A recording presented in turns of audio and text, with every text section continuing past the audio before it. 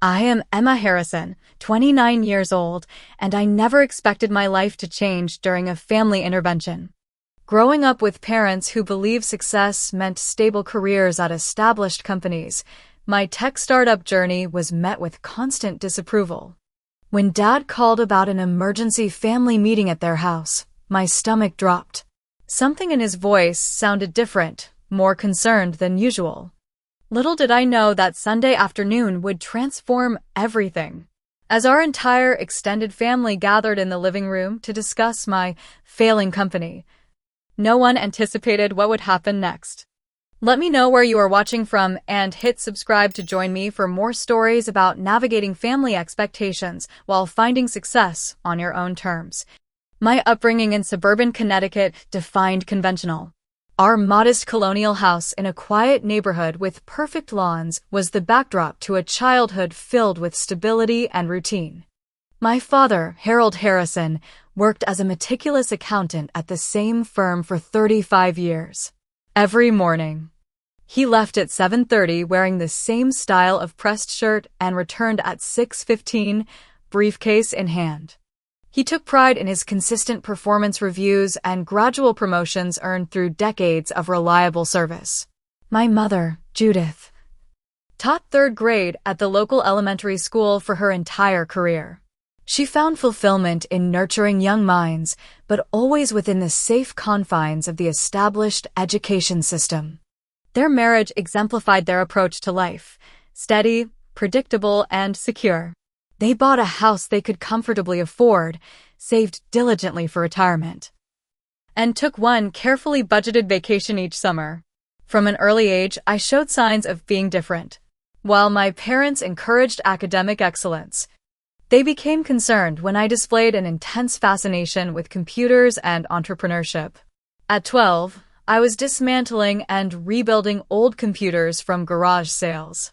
By 14, I had created a small business designing simple websites for local shops. Rather than celebrating these initiatives, my parents gently but persistently steered me toward what they considered practical career paths. "You have such potential, Emma," Mom would say. "Why not channel that intelligence into becoming a doctor or lawyer? Something with security." Dad was more direct. "Entrepreneurship is a gamble. Smart people build careers with reliable companies that offer health insurance and retirement plans." Despite their nudging, my passion for technology and innovation only grew stronger. When I was accepted to Boston University for computer science, they were thrilled about the prestigious program, but immediately began suggesting corporate career paths I could pursue after graduation. College was transformative. I met people whose parents encouraged risk-taking and innovation. My roommate had parents who had remortgaged their house to fund her brother's startup. I envied their support but kept focusing on building my skills. I joined coding competitions, interned at tech companies each summer, and developed a network of like-minded peers who dreamed of creating something new. When graduation approached, my parents attended with beaming pride, especially when I announced I had accepted a position at TechCore, an established corporation with excellent benefits. The starting salary was impressive, and the job title, Junior Software Developer, sounded suitably professional when mentioned at family gatherings. They finally relaxed, believing I had outgrown my entrepreneurial phase. For 3 years, I played the part. I earned promotions, contributed to team projects, and built a respectable resume. But inside, I felt increasingly stifled. The corporate bureaucracy crushed innovation, meetings drained creative energy, and I watched promising ideas die in committee discussions. Each day in my cubicle felt like a small betrayal of my true self. During evenings and weekends, I secretly began developing my own application, an AI-powered productivity tool that could revolutionize remote work. I called it FlowSync. The concept came from observing the inefficiencies in my own workplace and imagining a solution that could transform how teams collaborate virtually. With each line of code, my conviction grew stronger that this idea could actually work. The decision to quit TechCore wasn't spontaneous. I spent 6 months building a prototype, researching the market, and calculating exactly how long my savings could sustain me. When I finally gave my notice, my supervisor seemed genuinely disappointed but understanding. "You have that founder spark," she said. "I always wondered how long corporate life would contain you." My family had a dramatically different reaction. When I called my parents to share my decision, the silence on the other end of the line was deafening. "You did what?" Dad finally asked, his voice tight with alarm. "I quit to start my own company," I repeated, trying to sound confident despite my racing heart. "Without another job lined up?" Mom interjected, panic evident. That conversation set the tone for what would become a 3-year pattern of concern, disappointment, and thinly veiled suggestions that I reconsider my choices. Holiday gatherings became minefields of awkward questions from relatives who had been briefed about my unfortunate situation. I moved to a tiny studio apartment in the Innovation District, stretching my savings by cutting every possible expense.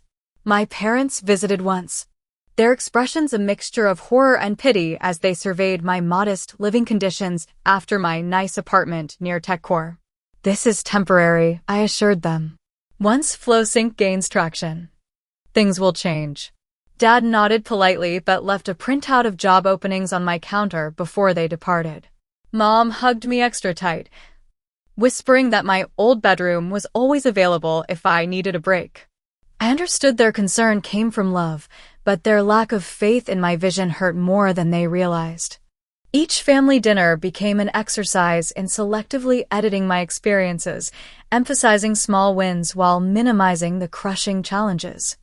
I became increasingly reluctant to share the true nature of my entrepreneurial journey, especially as the difficulties mounted. The first year of building FlowSync tested every ounce of my resolve. What had seemed achievable in theory became a mountain of unexpected challenges in practice.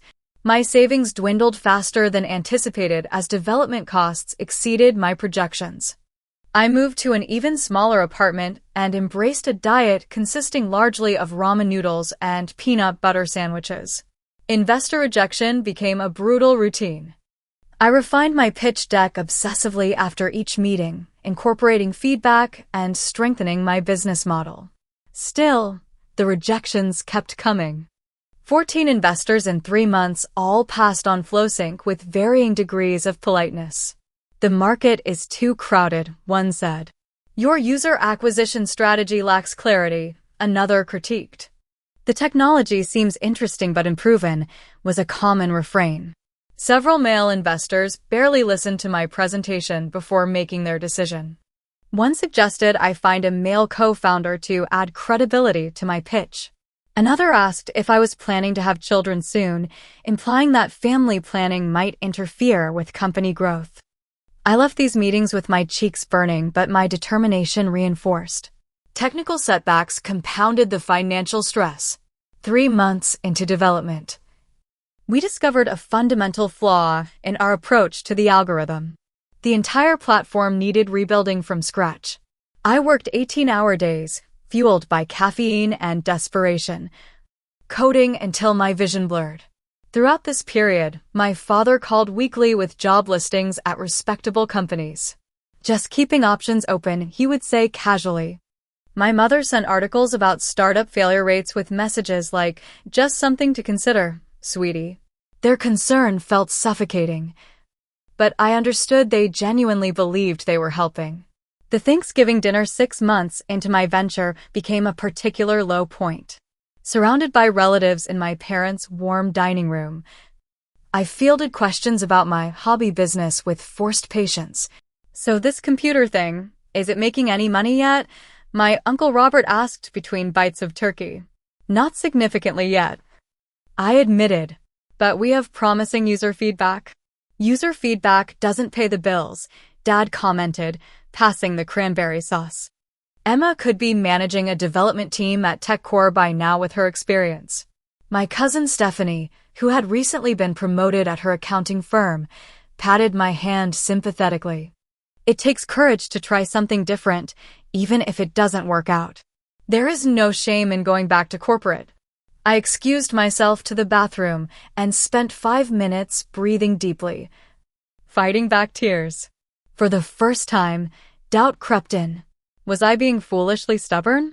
Was my vision realistic or just a costly delusion? That night, alone in my childhood bedroom, I seriously contemplated giving up. I drafted an email to my former boss asking about potential openings. My finger hovered over the send button for a full minute before I deleted the draft. Something within me refused to surrender just yet. The next morning, I made a decision to stop sharing business details with my family. Their well-intentioned concern was becoming toxic to my mindset, and I needed absolute focus to succeed. I began giving vague, positive updates when asked and changing the subject quickly. A month later, a breakthrough finally came. Through a friend of a college classmate, I secured a meeting with Gabriela Rodriguez, an angel investor known for supporting women in tech. Unlike previous investors, Gabriela asked insightful questions about the technology itself rather than focusing solely on immediate revenue potential. Your approach to workflow integration is unlike anything I have seen, she said, leaning forward with genuine interest. Tell me more about how you developed this algorithm. For the first time, I found myself in a meeting where my technical expertise was valued rather than questioned.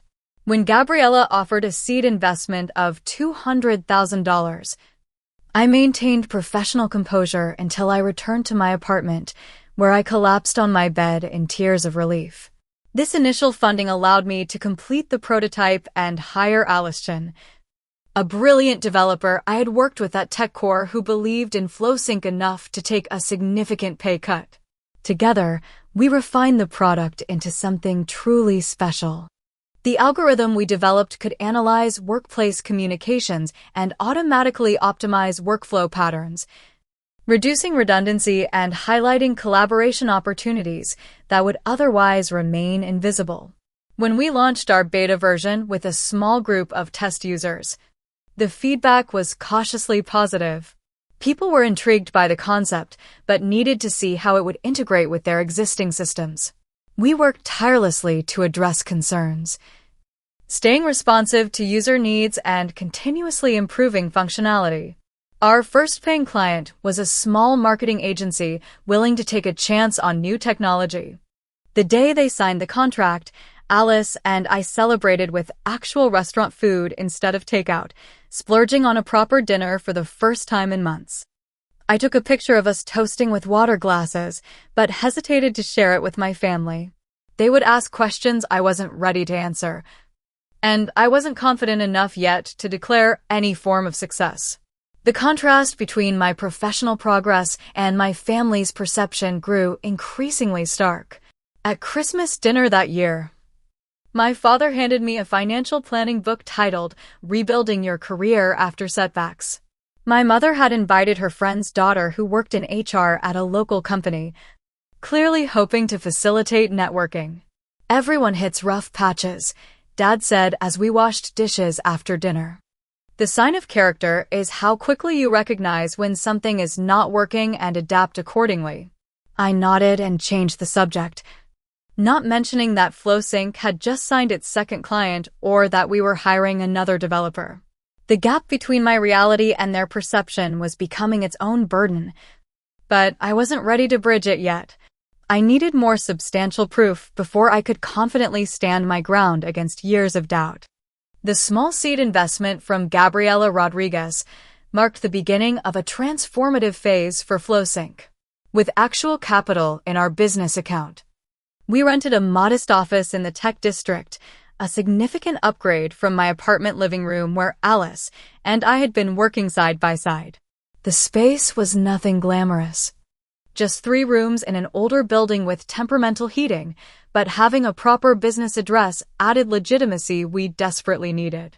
We hired strategically, bringing on Jackson Park as our marketing specialist and Tara Wong for customer support. Both were young, hungry professionals willing to take a risk on an unproven startup in exchange for equity and the promise of growth. Our tiny team of 4 worked with the coordinated intensity of people who genuinely believed in what they were building. The core of our success came from the unique algorithm we had developed. While other productivity tools focused on tracking tasks or facilitating communication, FlowSync analyzed work patterns and intelligently suggested process improvements. Our system could identify bottlenecks, highlight successful collaboration methods, and even predict project delays before they occurred. The more data it processed, the smarter it became. 6 months after receiving our seed funding, we landed our first major client, a Fortune 500 company struggling with remote work transition. Their director of operations had seen a demo at a tech conference and immediately recognized the potential. The contract they signed was worth more than all our previous revenue combined. "This is exactly what we need," the director told me after our presentation to their executive team.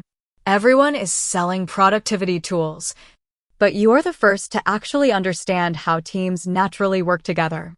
With this reference client, doors began opening. Tech blogs started writing about the innovative approach FlowSync was taking to workplace efficiency. User numbers grew steadily, exceeding our projections and validating our business model. We were far from wealthy, but for the first time, the company was self-sustaining. Despite this progress, I made a conscious decision to keep our success quiet from my family. This choice wasn't entirely about pride or spite, though those emotions certainly played a part. I realized I had internalized a need to achieve overwhelming, undeniable success before sharing anything with my parents. I wanted validation based on merit, not premature celebration of small wins that could still reverse. Family gatherings continued to be exercises in strategic omission.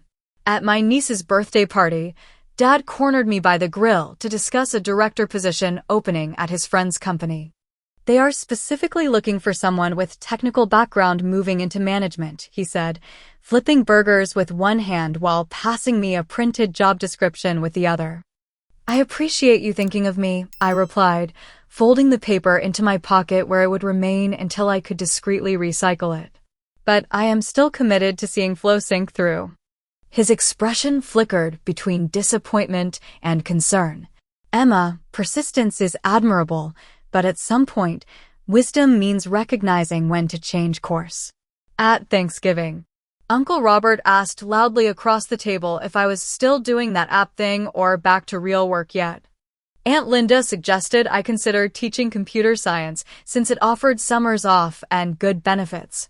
Every family event featured some variant of these conversations, with relatives who had never shown interest in technology suddenly becoming experts on the startup economy.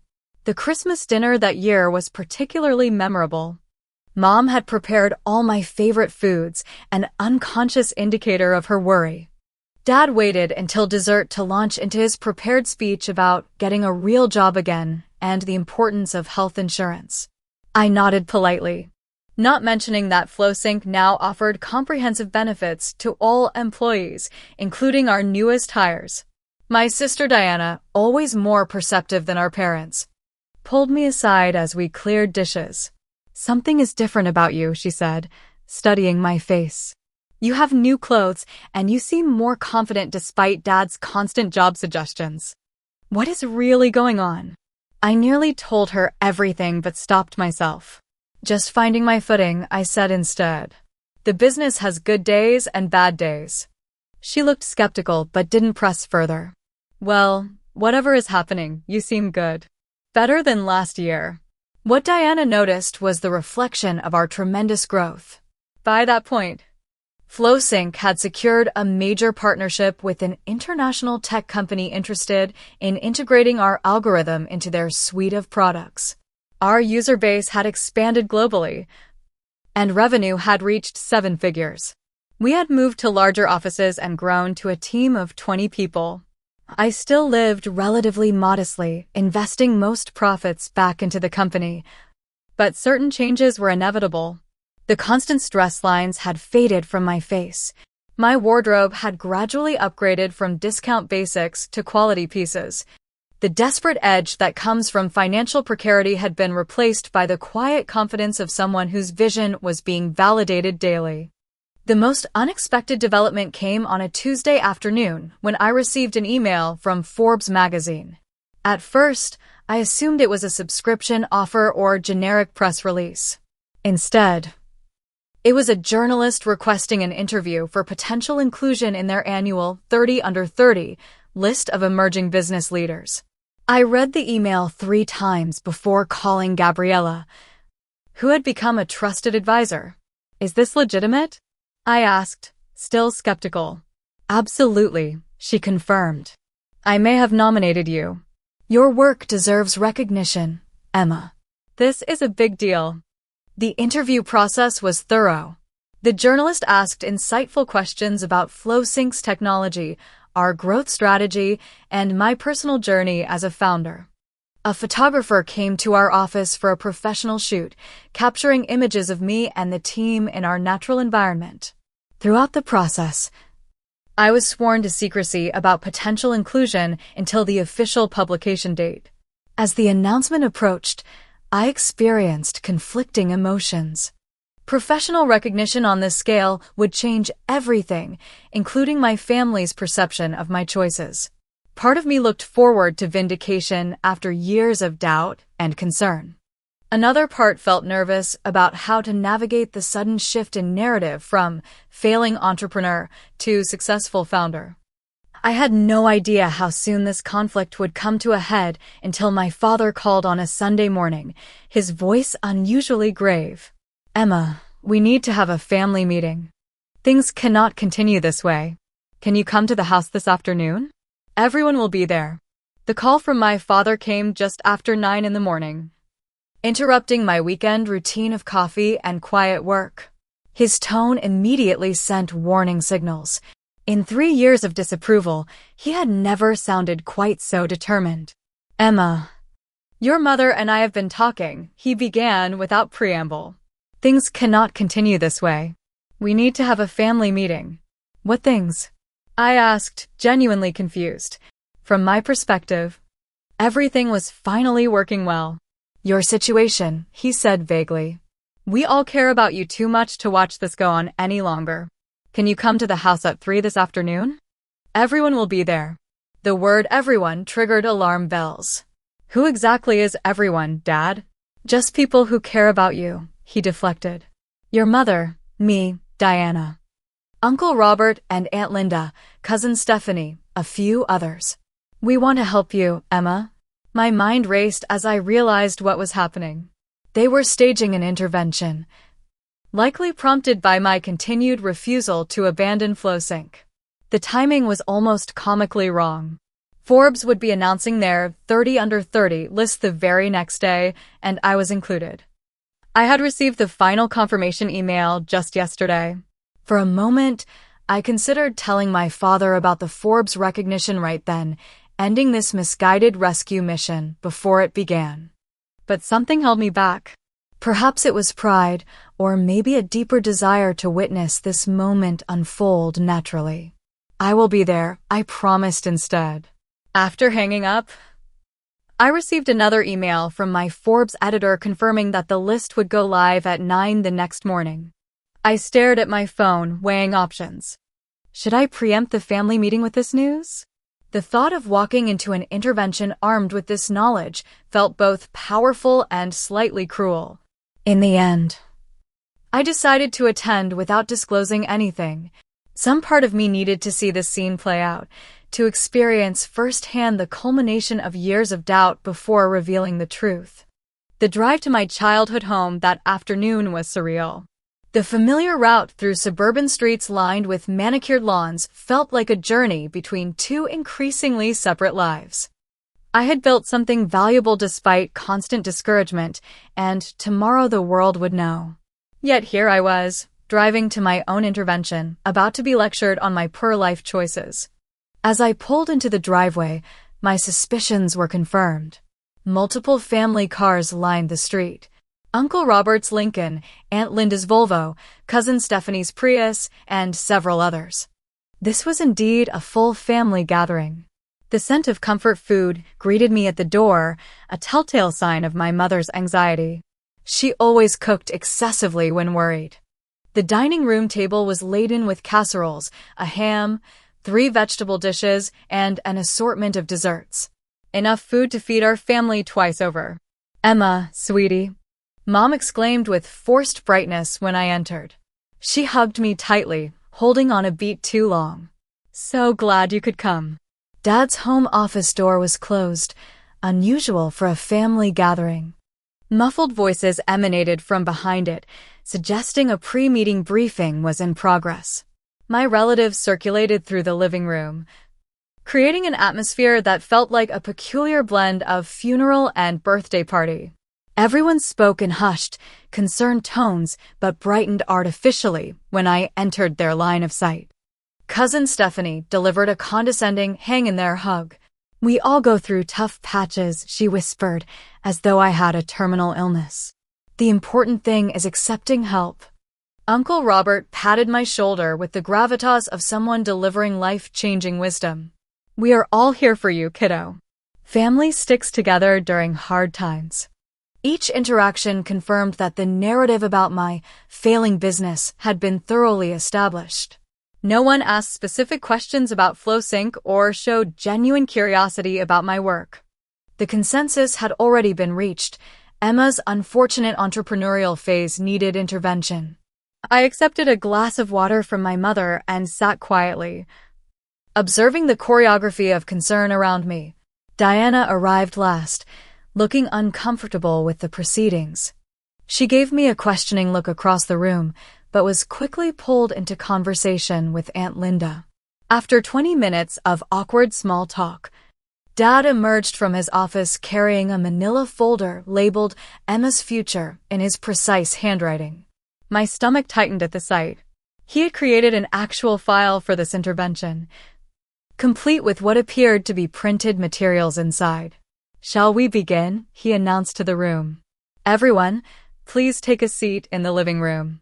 The seating arrangement had been carefully planned to place me at the center, facing everyone else.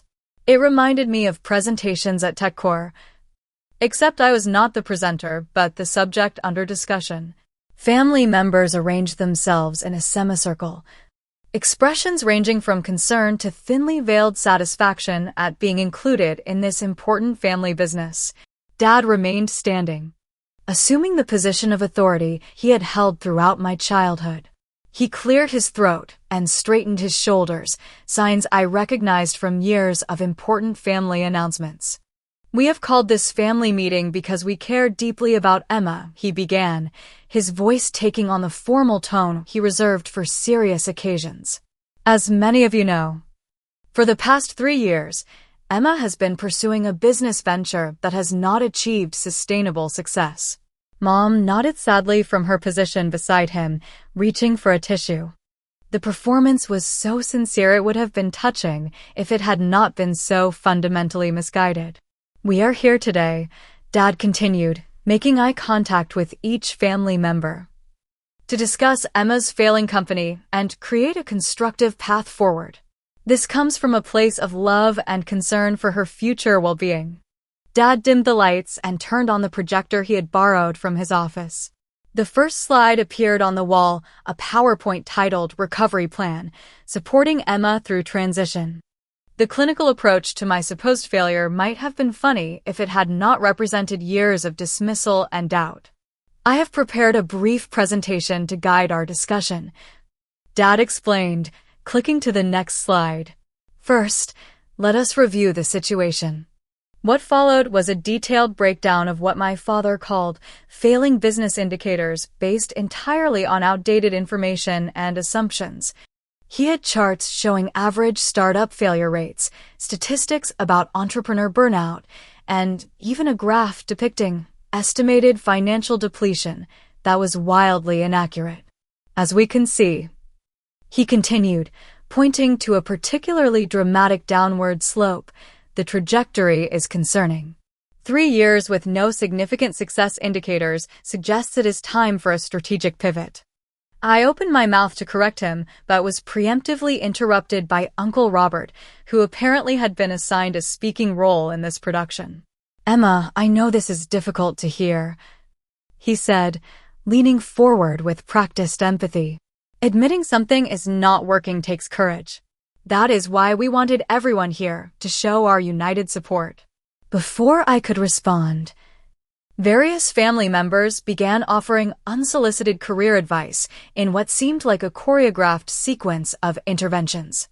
"I have spoken with Mark in HR," Uncle Robert continued. "There is an entry-level position opening in our insurance firm next month. Not glamorous, but stable with benefits and growth potential." Cousin Stephanie jumped in next. "The accounting firm is always looking for someone to manage their technical systems." I could put in a good word. "The starting salary is reasonable, and they offer tuition assistance if you wanted to get certified in something practical." Mom had apparently been assigned the education angle. She pulled several brochures from Dad's folder and placed them on the coffee table in front of me. "I have researched several graduate programs that would build on your technical background, but provide more stable career paths. This one has evening classes for working professionals." Each time I attempted to speak, someone else would jump in with another suggestion, another plan for my rehabilitation. The family had clearly coordinated their approach, perhaps even rehearsed it. Their concern was genuine, which made the entire scenario both touching and infuriating. Dad returned to his presentation, advancing to a slide titled Financial Recovery Strategy. It outlined a detailed plan for what he called my transition back to stability, including a proposed budget, job application timeline, and even suggestions for explaining my entrepreneurial gap in interviews. "Your mother and I have discussed this extensively," he said, clicking to the next slide. "We think the most sensible approach would be for you to move back home temporarily while you regroup. We could convert the den into a comfortable bedroom space, giving you privacy while eliminating rent expenses." The room nodded in collective approval at this sensible suggestion. Various relatives murmured supportive comments about the wisdom of this approach. The consensus was building, all without any actual input from me. Throughout this parade of helpful suggestions, Diana sat quietly in the corner, occasionally glancing at her phone. Unlike the others, she seemed uncomfortable with the proceedings, avoiding eye contact with both me and our parents. As Dad advanced to a slide showing a 5-year career rehabilitation plan, Diana suddenly gasped audibly, drawing everyone's attention. Her eyes were wide as she stared at her phone screen. "Diana, please put your phone away during this important family discussion," Dad admonished without looking away from his presentation. "Dad," Diana said, her voice strained. "I think you need to see this." "Whatever it is can wait until we finish," he insisted. Diana stood up, her expression a mixture of shock and growing amusement. "No, it really cannot." She turned to me with newfound respect in her eyes. "Why is your face on Forbes 30 under 30 list?" The room fell completely silent. Every head turned from Diana to me, expressions ranging from confusion to disbelief. "What are you talking about?" Dad demanded, finally distracted from his slides. Diana held up her phone. "It just came across my news feed. Forbes released their 30 under 30 list early. Emma is on it. For her company, FlowSync." Dad crossed the room in 3 quick strides and took the phone from Diana's hand. He stared at the screen, color draining from his face. "Let me see," Mom said, joining him. Her eyes widened as she scanned the article. Diana turned her phone so the rest of the family could see the professional photograph of me standing in the FlowSync office, arms crossed confidently, with our team visible in the background. The caption identified me as Emma Harrison, founder and CEO of FlowSync, the AI-powered productivity platform revolutionizing remote workplace collaboration. The article described me as a visionary technologist whose innovative approach to workflow optimization has attracted major investment and a client list including 6 Fortune 500 companies. It mentioned the proprietary algorithm I had developed and noted our recent international expansion. The silence in the room grew heavier as the implications sank in. The company they had gathered to help me abandon was actually a recognized success story. The career they wanted to rehabilitate was already thriving beyond their understanding. I finally stood up, feeling strangely calm after years of suppressed frustration. I should probably explain. All eyes turned to me, expressions recalibrating from pity to confusion. Flow sync is not failing. I began simply. We have been profitable for over a year. We currently employ 32 people in 3 countries. Our last funding round valued the company at just under $40 million. Uncle Robert choked slightly on his water. Cousin Stephanie's condescending smile froze in place. I did not share this with you because, frankly, none of you showed genuine interest or support when things were difficult. The constant suggestions that I give up and get a real job made me reluctant to share our progress.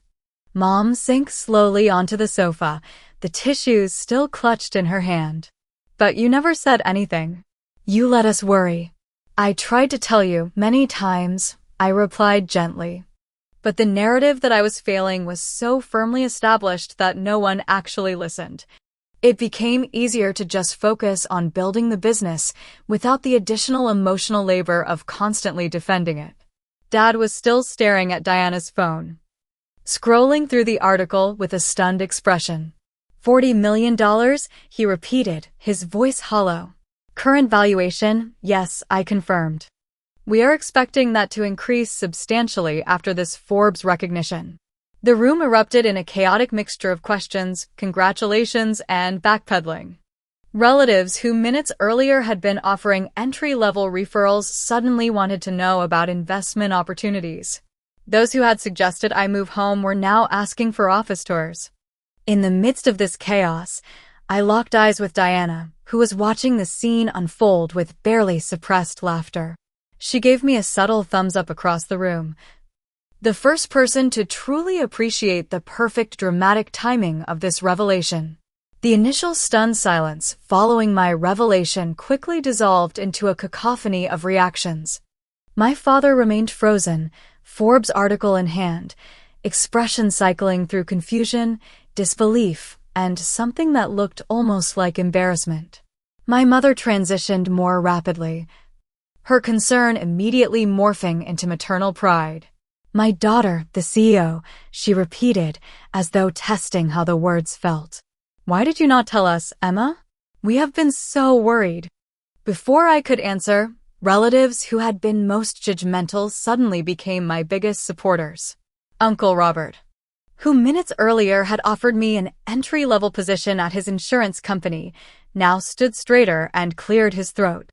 I always said Emma had real potential, he announced to no one in particular. Told my colleagues at the firm that niece of mine has the entrepreneurial spirit. Just needed time to bloom.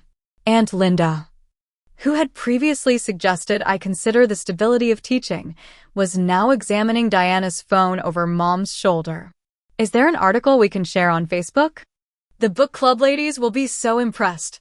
Cousin Stephanie's transformation was perhaps the most dramatic.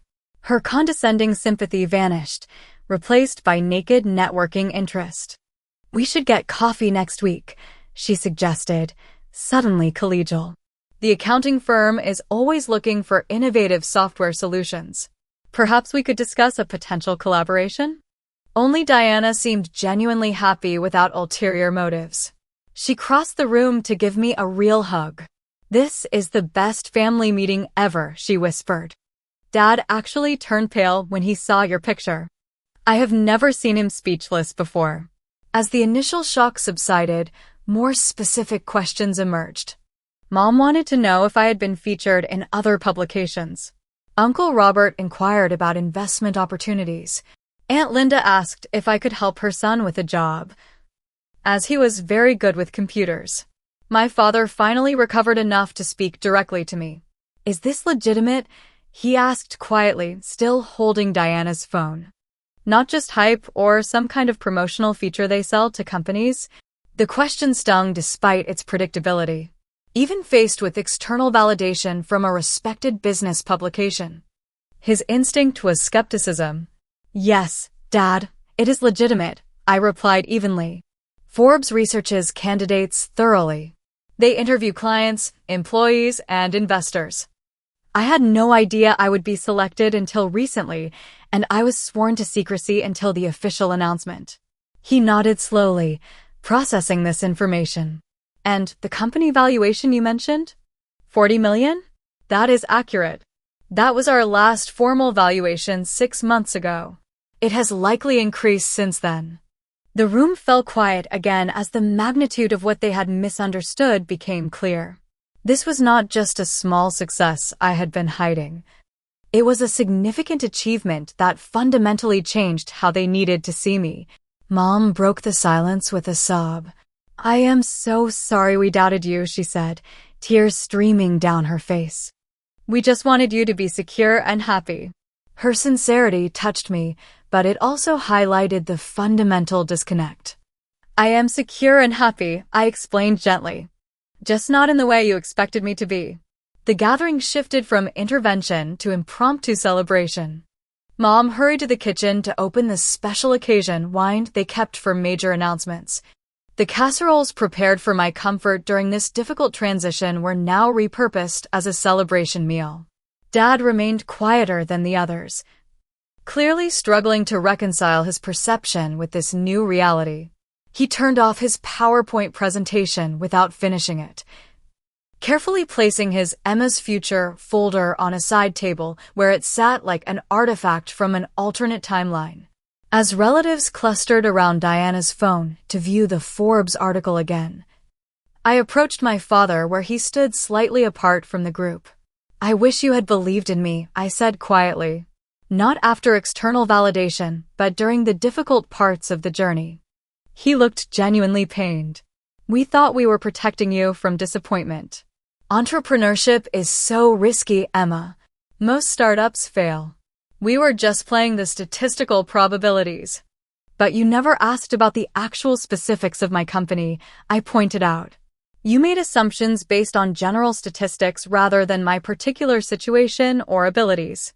He nodded slowly. "An accountant acknowledging a calculation error. That is fair criticism. I should have asked better questions." Our conversation was interrupted by relatives suddenly connecting with me on LinkedIn using their phones, causing my notifications to buzz repeatedly. Several family members who had barely shown interest in my career now wanted to be publicly associated with my success. Cousin Stephanie cornered me by the dessert table. "We really should discuss potential job openings at FlowSync," she said. "I have been considering a career change, and with our family connection." Uncle Robert overheard and joined in. "My son Justin is graduating this spring with a computer science degree. Perhaps you could keep him in mind for internship opportunities?" Family businesses supporting each other and all that. The swift transformation from intervention to opportunism was both amusing and slightly disappointing. I made non-committal responses while establishing clear boundaries about business discussions. "I am happy to talk about FlowSync another time in a professional context," I told them. Today was meant to be a family gathering, not a networking event. As the evening progressed, I found myself establishing terms for family involvement moving forward. No, I would not be sharing investment opportunities with relatives. Yes, family members could apply for open positions through our standard hiring process. No, I would not be using company resources for personal favors. Dad eventually rejoined the group, his initial shock giving way to a different kind of concern. "Will you be able to handle this level of growth?" he asked during a quiet moment. Scaling a company brings complex challenges. The question reflected a subtle but important shift. He was no longer questioning whether my business was viable, but whether I could navigate its success. Progress of a sort. "We have an excellent executive team," I assured him. "And I have mentors with experience scaling technology companies." He nodded, clearly wanting to offer advice, but unsure of his standing to do so. "If you ever need an experienced eye on financial projections or tax implications, I would be happy to help." no pressure. Of course, it was the first time he had offered assistance without implying my business needed saving. I might take you up on that, I said, meaning it. Mom approached with more practical questions about my daily life. Do you eat properly? With all this business success, are you taking care of yourself? The concerns were familiar but came from a place of genuine care rather than doubt about my choices. As the gathering wound down, Diana became my unexpected champion, defending me when relatives asked insensitive questions. When Aunt Linda suggested I had been secretive about my success, Diana interjected. Maybe she would have shared more if people had actually supported her instead of constantly suggesting she quit. She pointed out bluntly. It is hard to be open when everyone assumes you are failing. I left my family home that evening with a fundamentally altered dynamic. The intervention had transformed into a tentative celebration, though underlying tensions remained unresolved. The path forward with my family would require establishing new patterns of interaction based on respect rather than concern. But for the first time in years, such a path seemed possible. The official publication of the Forbes 30 Under 30 list the next morning transformed my professional life overnight. My phone began buzzing with notifications before I even woke up. LinkedIn connection requests from industry leaders, congratulatory emails from fellow entrepreneurs, and meeting invitations from potential investors flooded my inbox. FlowSync's website traffic increased by 800% in a single day. Our customer service team scrambled to handle the influx of demo requests from companies that had previously ignored our outreach efforts. The power of third-party validation proved even stronger than I had anticipated. Perhaps most surreal was watching my family members share the Forbes article on social media with proud comments about my daughter or my niece, the tech entrepreneur. The same relatives who had gathered for my intervention were now publicly claiming connection to my success. Dad posted the article with the caption, "Proud father moment. Always knew Emma had extraordinary potential." Mom shared it in multiple Facebook groups with increasingly enthusiastic descriptions of my accomplishments. Uncle Robert tagged me in a LinkedIn post about supporting family members through entrepreneurial journeys. The revisionist history was both amusing and slightly frustrating, but I chose not to challenge it publicly. The truth of our past interactions remained between us, and holding on to resentment would only hinder the potential for improved relationships moving forward. In the weeks following the Forbes recognition, I began the delicate process of rebuilding my family connections on more authentic terms. Diana was the easiest. Her genuine excitement about my success, untainted by years of doubt, made our relationship stronger than ever. We established weekly dinner meetups where she asked thoughtful questions about the business and genuinely listened to my answers. "I want to understand what you actually do," she said during our first dinner. Not just the impressive headlines, but the day-to-day reality. These conversations became a highlight of my week, a space where I could share both victories and challenges without judgment. Diana absorbed technical concepts quickly and offered surprisingly insightful perspectives as an outside observer. With my parents, progress came more gradually. Dad initially struggled to relinquish his role as advisor, still offering unsolicited suggestions about business management during our conversations. But over time, his approach evolved from telling to asking, a subtle but significant shift.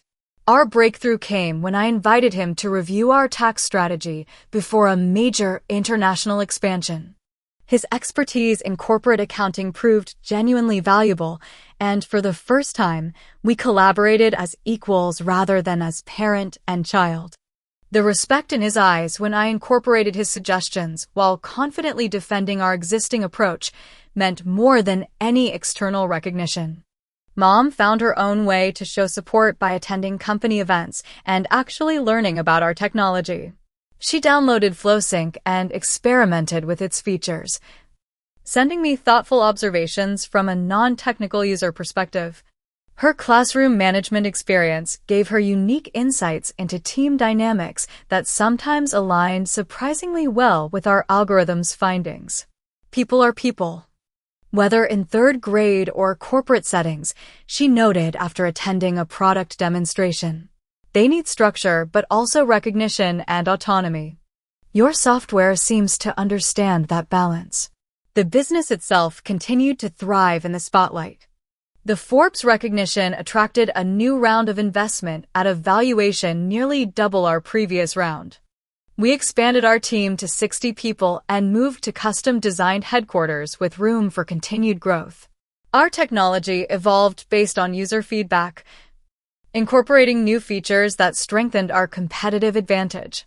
The proprietary algorithm that had once existed only in my imagination now powered workplace optimization for companies around the world, improving productivity while also enhancing employee satisfaction.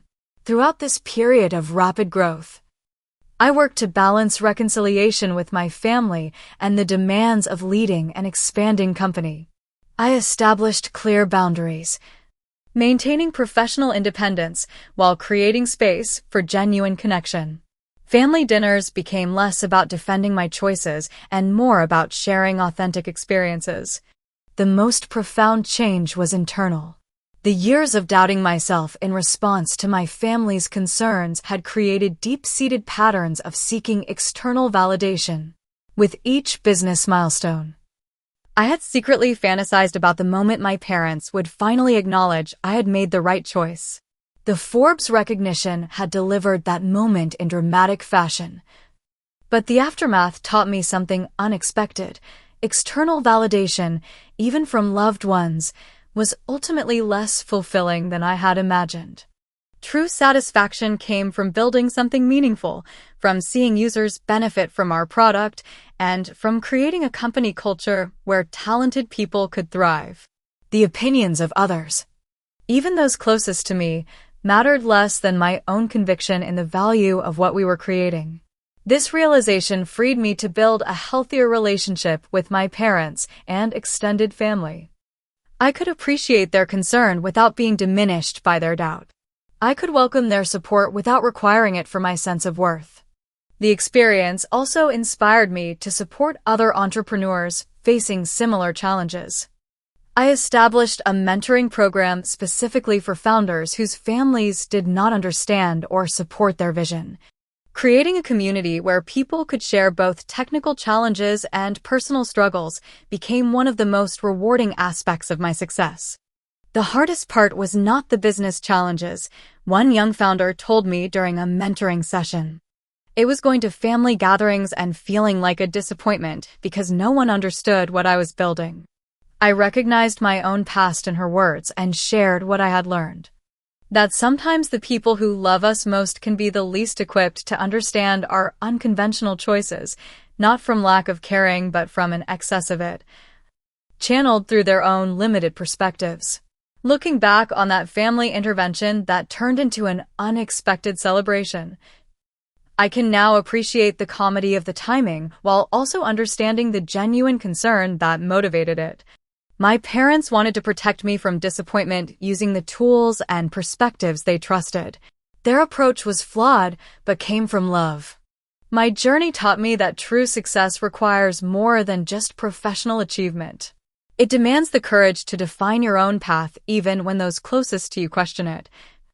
The resilience to persevere through both external and internal doubts, and the wisdom to build bridges back to loved ones from a place of strength rather than resentment. If you have ever pursued a dream that others did not understand or faced doubt from those whose approval you valued, I hope my story reminds you to trust your vision. The path may be lonely at times, but staying true to yourself is worth the journey. Have you ever had to believe in yourself when no one else did? Share your experience in the comments below. If this story resonated with you, please like and subscribe for more authentic conversations about navigating family expectations while building your own success. Remember, sometimes the best validation comes not from proving others wrong, but from proving yourself right.